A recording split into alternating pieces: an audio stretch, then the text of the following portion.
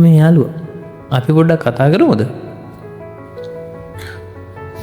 ඔයාට කවුද අන්තිමටම ආදරේ කිව්වේ? හොඳට මතක් කරලා බලන්න. ඔයා කවදද අන්තිමටම කාට හරි ආදරේ කිව්වේ? ඔයාගේ ලෝකේ එහෙම ආදරේ කරන්න කෙනෙක් ඉන්නවද? ඔයාට ආදරේ කියන්න කෙනෙක් ඉන්නවද? ඔයා ගැන හොයලා බලන්න කෙනෙක්? එහෙම ඉන්නවනම් ඔයා ගොඩක් වාසනාවන්තයි. අපි හිතමුකෝ ඒ කවුද? අම්මා, තාත්තද?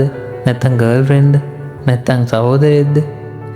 ඒ කවුරු හරි ඔයා ගැන හොයලා බලනවා නම්, ඔයාට ආදරේ කියලා කියනවා නම්, ඔයා ගෙදර එනකම් බලන් ඉන්නවා නම්, ඔයා කොහෙද යන්නේ කියලා හොයලා බලනවා නම් ඒක කවදාවත් වදයක් කියලා හිතන්න එපා.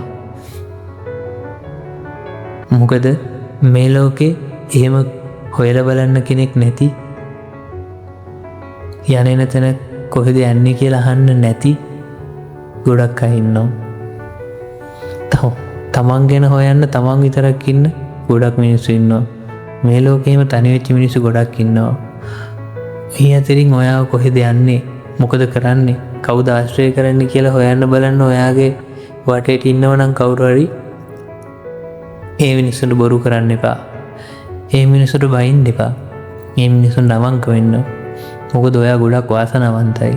ඔයා ගැන හොයන්න, ඔයා ගැන බලන්න ගොඩක් අය ඉන්නවා. ඔයාට ආදරය කරන්න ගොඩක් අය ඉන්නවා. ඔයාට මිනිස්සු ආශ්‍රය කරද්දි කියනවනම්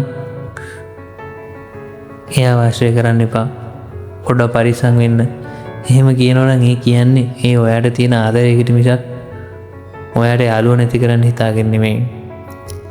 ඉතින් තමන් වටේ ඉන්න මිනිස්සුන්ට ඉස්සෙල්ලා ආදරය කරන්න. ඒ අයට කරු කරන්න, ඒ අය පරිස්සම් කරගන්න. මොකද ඔයාට කවදා හරි දවසක තනි වුණොත් තේරෙයි තනි වෙච්ච මිනිස්සුගේ වේදනාව කොච්චරද කියලා.